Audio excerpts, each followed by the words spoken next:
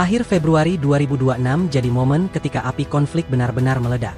Serangan besar-besaran Israel dan Amerika Serikat ke wilayah yang dikaitkan dengan Iran bukan hanya menghantam target militer, tapi juga menelan korban sipil, termasuk sekolah dasar putri di Hormozgan. Timur Tengah resmi masuk babak perang terbuka. Pada akhir Februari 2026, ketegangan yang selama ini menggantung di udara Timur Tengah akhirnya benar-benar runtuh menjadi kobaran konflik terbuka. Hubungan antara Iran dan Israel yang memang sudah lama berada di titik beku, kini berubah menjadi konfrontasi langsung yang melibatkan kekuatan militer terbesar di dunia, Amerika Serikat. Dunia tidak lagi berbicara soal perang bayangan atau operasi intelijen tersembunyi. Ini adalah serangan terbuka dengan dentuman yang terdengar hingga ribuan kilometer. Sabtu, 28 Februari 2026, menjadi hari yang akan dikenang sebagai titik balik.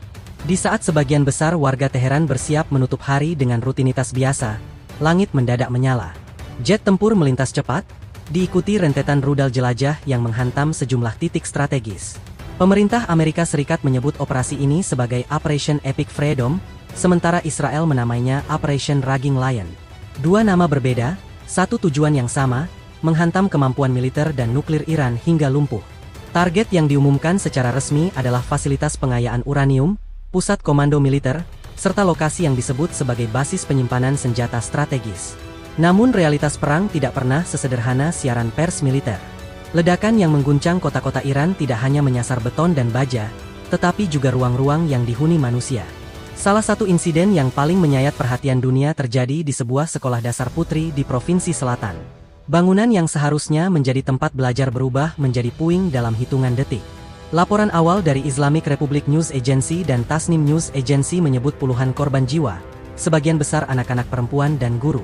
Beberapa jam kemudian, angka korban terus bertambah. Tangisan keluarga bercampur dengan sirene ambulans. Narasi, operasi presisi, mulai dipertanyakan, terutama ketika gambar-gambar korban sipil menyebar cepat di media sosial global. Di Washington, pernyataan resmi disampaikan oleh Presiden Donald Trump yang menegaskan bahwa serangan tersebut adalah langkah defensif untuk mencegah ancaman nuklir Iran. Di Tel Aviv, pejabat militer Israel menyatakan bahwa ancaman dari Teheran sudah melewati batas toleransi keamanan nasional. Namun Teheran tidak tinggal diam.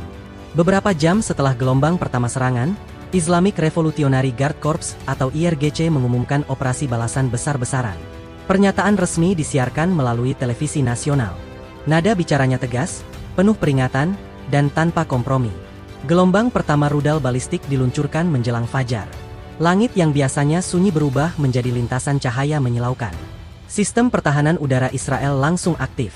Israel Defense Forces mengerahkan sistem Iron Dome, David S. Sling, dan Arrow untuk mencegat ancaman yang datang bertubi-tubi.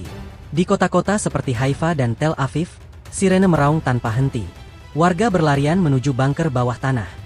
Intersepsi rudal menciptakan kilatan cahaya di langit malam. Beberapa proyektil berhasil dicegat, tetapi serpihan yang jatuh tetap menyebabkan kerusakan di area permukiman. Iran tidak hanya membidik Israel.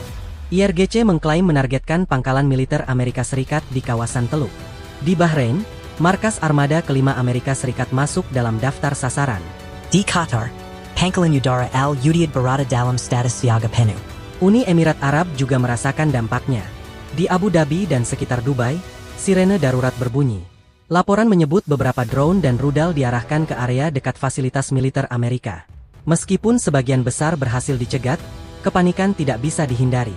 Bayangkan suasana Palm Jumeirah di Dubai yang biasanya tenang dan glamor. Hotel-hotel mewah berdiri megah, lampu kota memantul di laut. Tiba-tiba suara ledakan menggema di udara. Tamu hotel diarahkan ke ruang perlindungan. Bandara sempat menghentikan lalu lintas penerbangan sebagai langkah pencegahan. Di saat yang sama, Iran mengumumkan penutupan wilayah udaranya untuk penerbangan sipil. Sistem pertahanan tambahan dikerakan di utara dan barat negara itu. Situasi menjadi semakin tegang karena kedua belah pihak tampak bersiap untuk konflik berkepanjangan. Harga minyak dunia langsung melonjak tajam. Penyebabnya satu, ancaman terhadap Selat Hormuz. Jalur sempit ini adalah nadi distribusi energi global. Ketika IRGC mengumumkan bahwa tidak ada kapal yang diizinkan melintas, pasar langsung bereaksi. Secara hukum internasional, Selat Hormuz tidak bisa ditutup sepihak.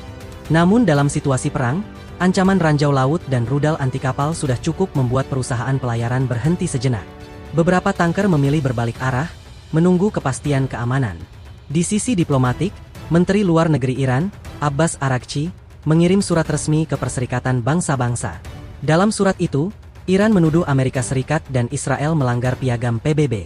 Teheran secara eksplisit merujuk pasal 51 tentang hak membela diri.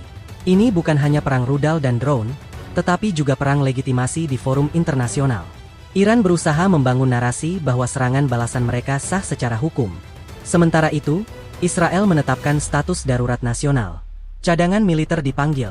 Tempat perlindungan sipil dibuka 24 jam. Pemerintah mengimbau warga untuk membatasi aktivitas luar ruangan. Amerika Serikat meningkatkan status siaga di seluruh pangkalan Timur Tengah. Kapal perang tambahan digerakkan ke perairan Teluk. Sistem pertahanan Patriot dan THAAD diperkuat di beberapa titik strategis. Konflik ini juga mengguncang pasar global. Bursa saham di Asia dan Eropa melemah. Investor mencari aset aman. Emas dan dolar menguat tajam dalam hitungan jam. Di Iran, pidato pemimpin tertinggi Ali Khamenei menjadi sorotan.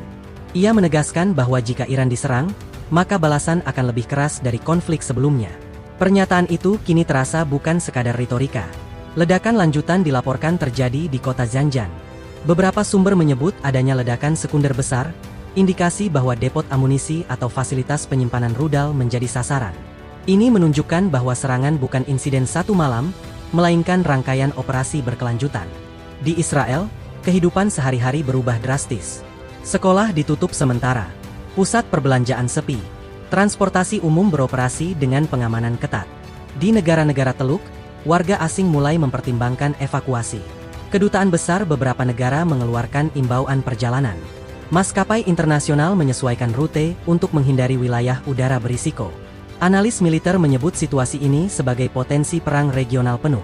Keterlibatan langsung Amerika Serikat memperluas skala konflik jauh melampaui batas Israel dan Iran. Di media sosial, perang narasi berlangsung sengit. Video intersepsi rudal, bangunan runtuh, dan pidato pejabat menyebar cepat. Opini publik global terbelah antara mendukung tindakan pencegahan dan mengecam dampak kemanusiaan. Lembaga bantuan internasional memperingatkan potensi krisis pengungsi jika konflik berlarut. Negara-negara tetangga bersiap menghadapi gelombang warga sipil yang mungkin melarikan diri dari zona perang. Sementara diplomasi internasional mencoba membuka jalur komunikasi darurat, suara ledakan masih terdengar di berbagai titik. Tidak ada tanda bahwa kedua pihak siap mundur. Timur Tengah kini berada di persimpangan sejarah baru. Konflik yang awalnya diklaim sebagai operasi terbatas telah berubah menjadi konfrontasi multifront yang melibatkan darat, udara, laut, ekonomi, dan hukum internasional. Dan dunia hanya bisa menahan napas, menyaksikan apakah ini akan menjadi perang regional terbesar dalam dekade terakhir, atau masih ada ruang kecil untuk jeda sebelum api membesar lebih jauh.